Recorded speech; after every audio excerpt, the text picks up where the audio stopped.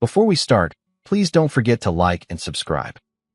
It happened in the kind of kitchen you don't expect to be the battleground for a marriage. Laminate counters, a fridge plastered with fading marriage photos, and a chipped mug that said #1 husband, long since retired from truth. That night, I came home from the warehouse, boots dragging, back aching from unloading shipments for 12 hours straight. Cedar Grove winters bite deep, and the cold had settled into my bones. I pushed open the door, and the smell of overcooked pasta filled the space. Stacy was at the sink, scrolling on her phone like she didn't even notice I'd come in. "You're late," she said flatly. Didn't look at me. "Dishes are waiting." I blinked, dropped my lunch pail on the counter with a dull thunk. "Stacy, I just worked 12 hours. Can it wait?" That's when she turned. Her eyes flicked over me like I was something she was tired of pretending to care about. "What? Too tired to rinse a plate? What exactly do you do besides sweat and come home grunting?" I didn't answer right away. My fingers tightened around the strap of my lunchbox. "I keep the lights on." "Barely," she scoffed, brushing past me. "You think you're some kind of provider? Matt, you're not even man enough to handle the dishes in your own house." That one hit square. I could feel the heat rise in my chest. "You know what, Stacy? I'm sick of the way you talk to me like I'm beneath you." "Oh, poor you," she sneered, arms crossing. "You get to play the victim now? You treat me like I'm useless," I snapped. "Like nothing I do counts unless it comes with a 6-figure paycheck." "Because it doesn't." Her voice shot up, sharp enough to slice through drywall. "You come home smelling like a rusted dumpster and expect a medal for doing the bare minimum." "Bare minimum?" I stepped closer, shaking now. "I give everything I have to this house." "To you?" "No, you give everything to your damn job because it's the only place people still tolerate you." "I've been stuck in this house, cleaning up after a man who stopped trying years ago." "Then leave," I said before I could stop myself. "If I'm that much of a burden, you think I haven't thought about it?" she hissed. "Every single day." The silence that followed was the ugliest kind, the kind that rang loud and final. I stood there, breathing hard, my hands curled into fists. She grabbed her wine glass from the counter, took a long sip, and shook her head like she'd just finished arguing with a toddler. "God, you're pathetic," she muttered. "You're not even worth the energy it takes to argue." She turned and walked out of the kitchen, and I just stood there, alone, in the same spot I stood every night after work, only tonight. Something cracked.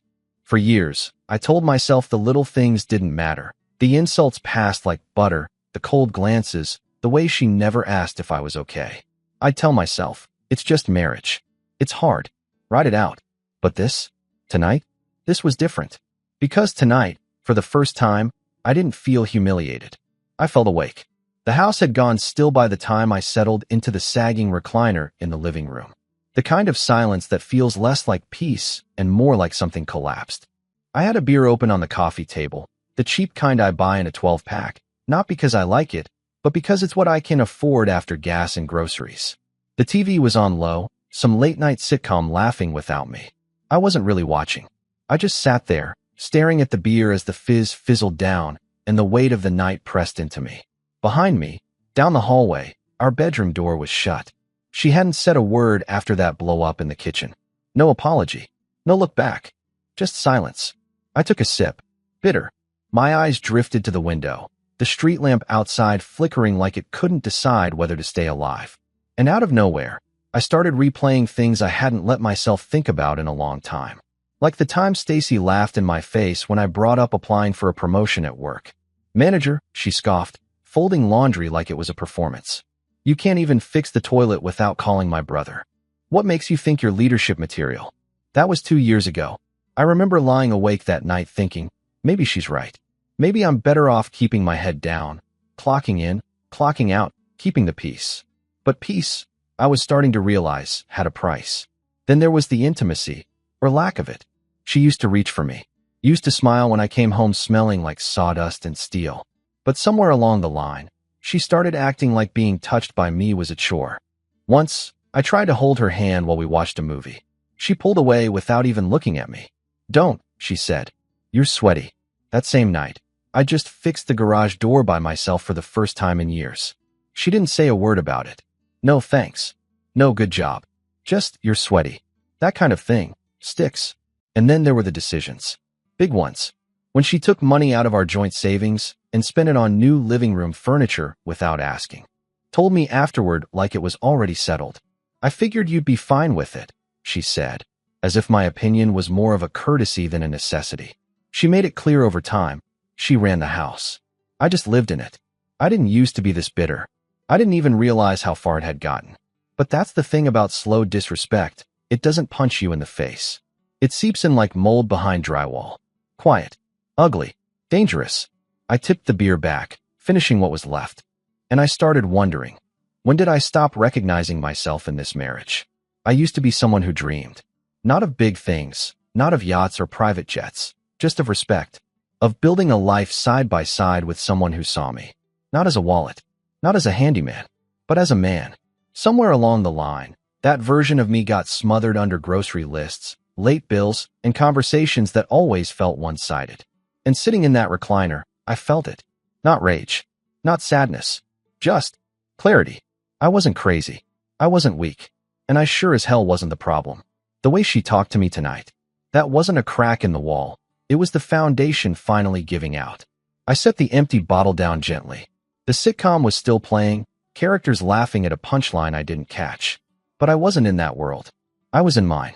And for the first time in a long time, I was listening to myself. The morning light in Cedar Grove didn't feel any softer just because the night had been long. It crept through the blinds like it always did, spilling over the chipped tile of the kitchen floor and catching on the half-empty coffee pot Stacy had left on the burner. I was already at the table when she walked in, hair still damp from a rushed shower, face bare. No good morning. No glance. Just that cool, irritated silence she wore like armor. She opened the cabinet, grabbed her favorite mug, the one with the faded pink lettering that read Queen of Everything. Fitting. I let the corner of my mouth twitch, but said nothing. She poured her coffee, took a sip, and without turning around, muttered, "You gonna mope again today? Or is the tantrum over?" I didn't flinch. "No tantrum," I said evenly. "But we are changing a few things around here." That made her pause. She turned, slowly, arms crossing over her chest. "Oh, we are we?" Her voice carried that mocking lilt she always used when I dared to show a spine. "Since when do you make the rules?" I didn't rise to it. I didn't raise my voice or bang the table like I might have years ago, back when I still believed being loud was the same as being heard. Instead, I reached into the inside pocket of my flannel jacket and pulled out a folded piece of paper. "I called the bank this morning," I said calmly. "Moved our joint checking into my personal account. All of it." Stacy blinked. "What?" I figured since I'm the one earning it, I should be the one managing it. From now on, I handle the finances, bills, savings, everything. You'll run the house. Groceries, cleaning, laundry.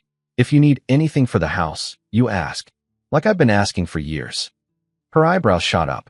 "You're joking." I shook my head. "No, you don't have the right." "I do." I cut in. Not loud. Not angry. Just sure. I've let things slide for too long. But I'm not your roommate. I'm not your butler. I'm your husband. And we either build something fair from here on out, or we stop pretending. She stared at me, like I'd suddenly started speaking another language. "You're seriously pulling this controlling man nonsense now?" she spat. "After all this time?" "No," I said. "I'm pulling the equal partner card. Something I should have done a long time ago." Her coffee mug clinked a little harder as she set it on the counter. "This is pathetic, Matt. And yet, here we are." She looked at me like she was trying to decide if I'd lost my mind or grown a new one. "You think you're going to scare me into submission?" she asked. "No," I replied, meeting her gaze. "I'm not trying to scare you. I'm just done playing by rules I never agreed to." She was quiet for a moment. I could see her mind working, fast. She was weighing it all. The bank transfer, the calm in my voice, the fact that I wasn't bluffing. And when she realized it, that I wasn't going to yell, that I wasn't going to beg, that I wasn't going to fold, she took a slow breath, eyes narrowing, and gave the smallest, tightest nod. "Fine," she said. "Have it your way." Then she grabbed her mug and walked out. But she didn't slam the door like she used to. She didn't curse under her breath. And that silence? That was the first real win I'd had in years. It was almost noon when I clocked into the hardware store. My part-time gig, Thatcher's Home Supply, wasn't glamorous, but the regulars were decent, and the work kept my hands busy. Stocking shelves, fixing the display toilets when they wobbled, answering questions about paint shades with names like Dusty Wheat or Silent Meadow. After that kitchen standoff with Stacy, I should have felt drained. But I didn't. Something had shifted. The world still looked the same, but it didn't feel the same. Like I was finally the one driving instead of being dragged along. Joel was working the register when I walked in, tall guy in his mid-50s, bald on top, but always with a pin tucked behind one ear. He'd been at Thatcher's for 20 years and treated the place like a second home. Friendly type, but he didn't pry. Until today. "You look different," he said as I clocked in. "Not tired. Just taller, maybe." I smirked. "Must be the boots." He glanced down. "Same ones you've worn since February." "Maybe I just got tired of being stepped on," I muttered, grabbing the cart of inventory. Joel didn't laugh. He watched me for a second longer, then followed me toward aisle 7, lawn care and bird seed. "You and your wife still living like ghost roommates?" he asked, voice low. I paused. "Something like that." He nodded slowly.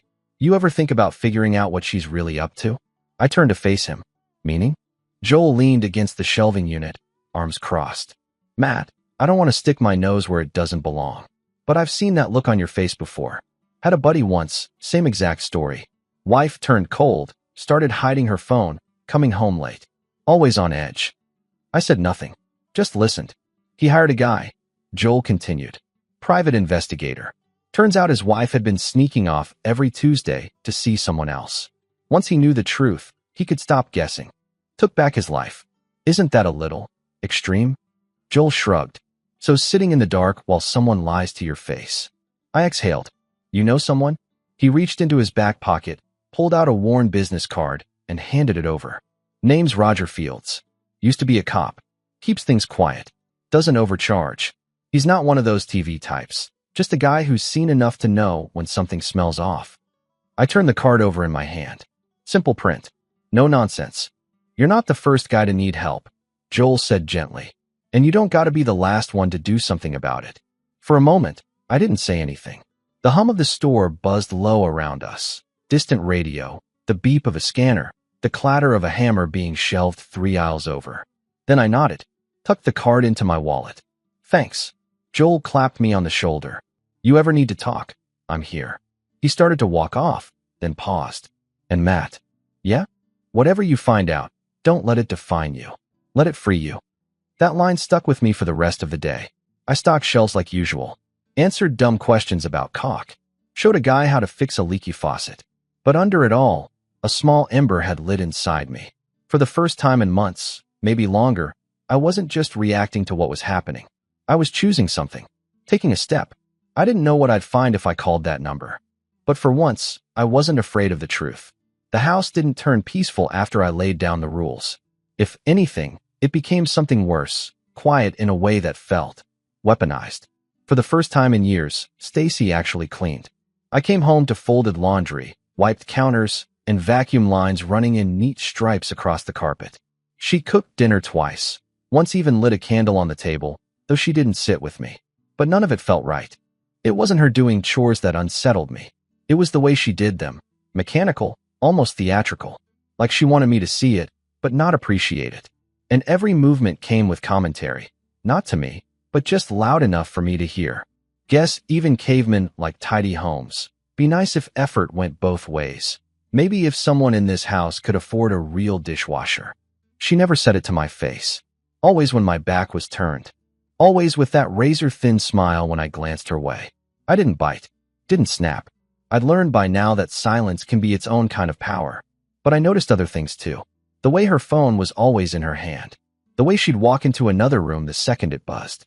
How she'd lower her voice and laugh softly, then glance toward me as if checking to see if I was listening.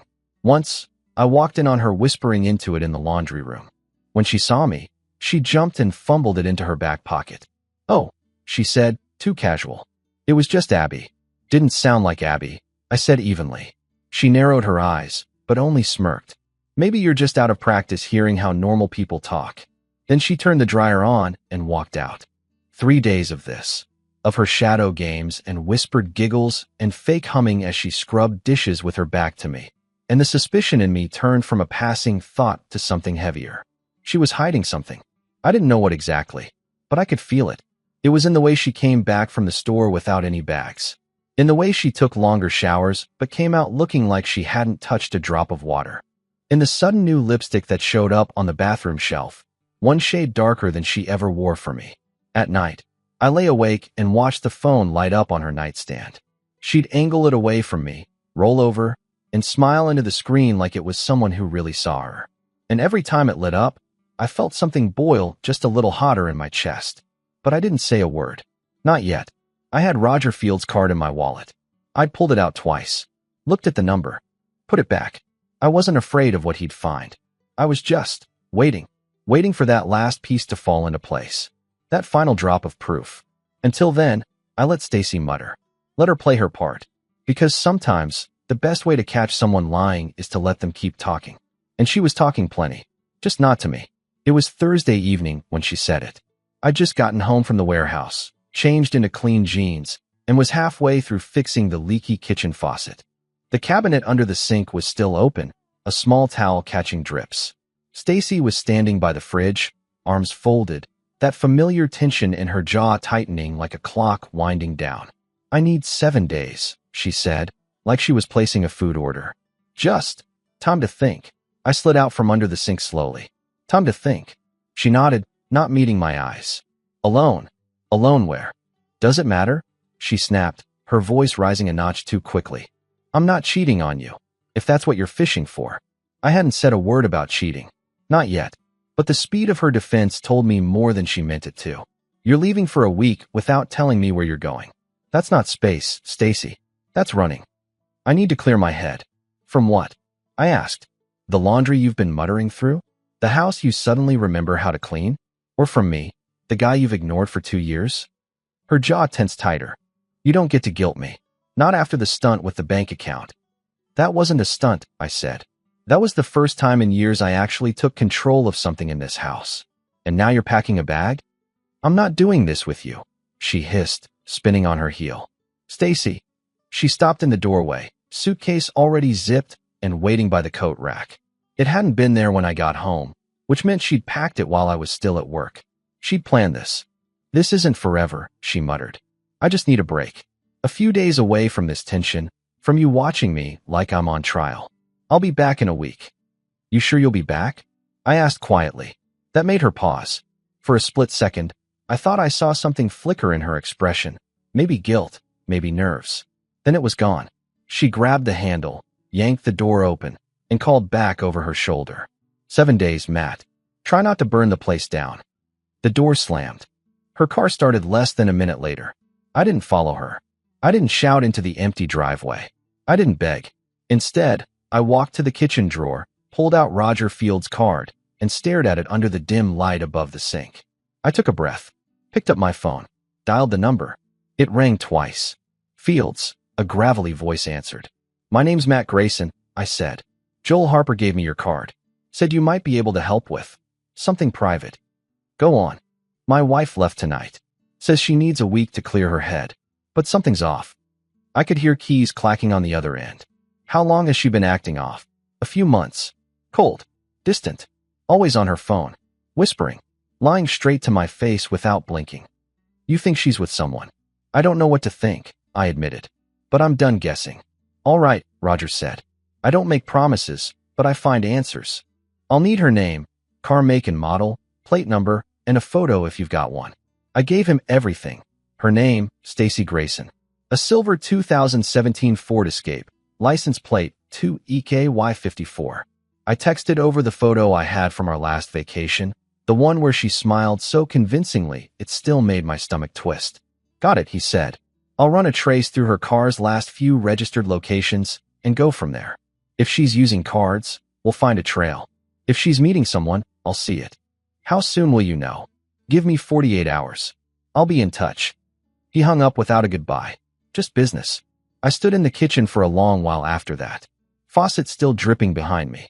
The silence thicker than usual. She said she needed space. So I gave it to her. But now I was finally going to see what she did with it. If this part resonates, give the video a thumbs up. Roger didn't call first. He just showed up. Saturday evening, just after 6. I'd been sitting on the back porch, watching the sky turn that strange shade between orange and purple when I heard his car pull up. Dark sedan, tinted windows, the kind of vehicle that looked like it belonged to someone who'd seen more than most. He stepped out, carrying a manila envelope under one arm, dressed in a plain gray jacket like he wanted to blend into the air. His eyes were sharp, quiet. A man who didn't waste words. "You said you wanted the truth," Roger said simply, coming up the porch steps. I nodded once. "You find her." I did. He held out the envelope like it was just another errand. But it weighed more than paper should. "Is it bad?" I asked, already knowing. Roger didn't answer, just motioned to the envelope. "See for yourself." I opened it slowly. Inside, photos, printed, glossy, undeniable. Stacy, walking out of a small wood-paneled cabin, somewhere with pine trees and a lake just in the background. Wearing the coat I bought her last Christmas. Laughing, smiling, not alone. A man stood beside her, close, too close. He had one hand on her lower back. Another photo showed them at a small-town diner, her head tilted toward his, her hand grazing his arm across the table like she couldn't help herself. Alan Kessler. That name was paper-clipped to the first page of the file Roger had compiled. I flipped through the notes. Alan Kessler, 41. Construction contractor. Married. Wife, Nicole Kessler. Veterinary clinic owner. I swallowed hard. She's with a married man? Roger nodded. Cabin's under Alan's name. She's been staying there since she left your house. They used to meet up at motels, but this time, she committed to the week. From what I can tell, it's not just a fling. Been going on for at least 3 months. I sat down hard on the porch step. 3 months. That would have been right around when she started refusing to sit with me for dinner. Right when the late-night phone calls began. When she accused me of being too predictable. She say anything to him about me? I asked, not even sure why it mattered. Roger shook his head. Didn't hear much. They're careful in person. But the phone logs, he pulled out another sheet. Call patterns show regular late-night contact. Multiple-hour conversations. All hidden behind contact names that weren't real. I looked at the screen grabs. Stacy had saved him as Lauren Book Club. One number, dozens of calls, all logged at hours when I was either asleep beside her or lying awake pretending not to notice. How's his wife involved? I asked, scanning the rest of the report. She's not, Roger said. Far as I can tell, Nicole doesn't know a thing. I stared out at the street. It was quiet. A neighbor's sprinkler hissed softly across the yard. Some kid down the road was bouncing a basketball. All normal things. But nothing felt normal. You okay? Roger asked after a moment. I nodded, though my chest felt like it had been hollowed out with a shovel. I don't know what I thought I'd feel, I said. Anger, maybe. Rage. But right now? What? Embarrassed, I admitted. Like the joke was on me the whole time, and everyone else saw the punchline coming. Roger was quiet for a beat. You trusted someone. That's not weakness. That's the cost of being decent in a world full of liars. I nodded slowly. Then I asked the only question I hadn't dared think about until that moment. Can I talk to Nicole? Roger hesitated. You want to tell her? She deserves to know. Same as I did. He watched me closely. Then, with a slow nod, handed me one last slip of paper. Her clinic. Harmony Animal Care, off Westfield. She works most afternoons. Quiet woman. Keeps to herself.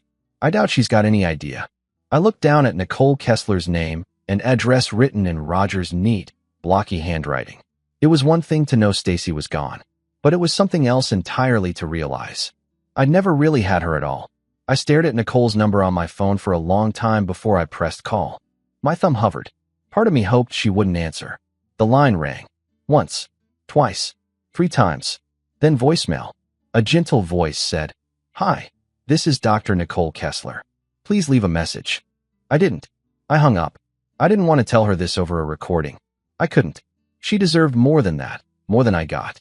So the next day, just before noon, I parked across from Harmony Animal Care and waited. It was a small building tucked between a sandwich shop and a laundromat. The windows were clean. The logo had a paw print forming the heart in harmony. The kind of place that gave off warmth and calm. Exactly the kind of place a woman like her would run. I watched for nearly an hour. People came and went with cats and carriers, dogs wagging their tails. Then finally, just after 1:30, she stepped out. Nicole, mid-30s, maybe. Dark red hair pulled into a loose ponytail, pale blue scrubs, a bag over one shoulder. She looked tired, but composed, the kind of woman who didn't ask for help unless it was absolutely necessary. She got into her white Subaru. I started my truck and followed, careful, 3 car lengths behind. She didn't go far, just a few blocks, pulling into the parking lot of a local cafe called Benny's Bean. She grabbed a book from her passenger seat and went inside. I parked and walked in after her, slow. She was just settling into a corner booth when I approached, holding my hands slightly out to show I meant no harm. Nicole. She looked up, startled at first, confused, then wary. Yes. I'm sorry, I said quickly. My name is Matt Grayson. I'm not here to scare you, I swear. But I think we need to talk. It's about your husband. Her face paled. What? She said softly, eyes narrowing. Who are you again? I took a step back, giving her space. My wife is Stacy Grayson. She's been with your husband, Alan. I have proof. I'm not making this up. She stood up fast, her chair scraping. What did you say? Please, I said. Sit. Just give me 5 minutes, and if I'm wrong, you can walk out. But I'm not wrong. She didn't sit, but she didn't run either. I slowly reached into my coat pocket and pulled out the photos, the ones Roger had given me. Stacy and Alan. At the cabin. At the diner. Nicole stared. For a few seconds, she didn't breathe. Then she grabbed the photos, sat down abruptly, and covered her mouth. I took the seat across from her and lowered my voice. I didn't know either. I only found out because I hired a private investigator 2 days ago. I'm sorry to be the one to bring this to you, but I thought you had the right to know. She looked at me, stunned. They said Alan was at a work conference. I gave a bitter laugh. That's what Stacy told me last month when she didn't come home for 2 days. Same lie, different details. Nicole pressed a trembling hand to her forehead. God. I let the silence sit for a moment. Then I said it. I want us to confront them. Together. When Stacy comes back in 2 days, she's going to walk into our house like nothing happened. If you're willing, I'd like you to be there. Nicole looked at me for a long moment, her eyes glassy but fierce. Yeah, she whispered. Let's do it. I knew the exact second her car turned into the driveway. 7 days to the hour. Stacy's silver Ford pulled in slow, like she was returning from a weekend spa trip, not a week-long lie. I was sitting on the edge of the couch, still and ready. Nicole sat beside me, back straight, hands folded, eyes locked on the front door. She hadn't said much since arriving 15 minutes earlier. Just a quiet, controlled calm. But I could feel the current running under her skin. The engine cut off. A door slammed. Then the unmistakable clack of Stacy's heels on the walkway. My heart was steady. The lock turned. The door opened. And there she was, hair curled, a soft beige coat over a cream blouse, suitcase behind her. She stepped in with a sigh like she'd been carrying the world. Well, she said brightly, not looking up, I hope you at least remembered to pick up the dry cleaning. Then she saw us. Her smile froze. Her eyes flicked from me to Nicole and stayed there. Nicole didn't blink, didn't flinch. Stacy stepped fully inside, closing the door behind her slowly. What is this? She asked, voice a notch higher. I stood. Stacy, this is Nicole Kessler. Stacy's face drained of color. Nicole stood too. Not loud, not dramatic. Just steady. I'm Alan's wife, she said, her voice like frost. In case you've forgotten. Stacy opened her mouth. Closed it. A long pause. Then, I don't know what you're talking about. Nicole tilted her head slightly, a dry smile curling her lips. Really? You've been sharing a bed with him in a cabin that your name's all over, but you don't know what I'm talking about? Stacy turned to me. Matt, what is this? You brought her into our house. No, I said. I let the truth into our house. Big difference. Her eyes darted between us, desperate for an opening. You went through my stuff? Is that what this is about? Invading my privacy? Nicole stepped forward, pulling out a single photograph. She placed it on the coffee table. Stacy and Alan, kissing outside the cabin. Stacy's hand flew up to her mouth. But the horror only lasted a second before it flipped. She snapped. So what? You had me followed? No, Nicole said coolly. Your guilt followed you. It's been trailing you for months.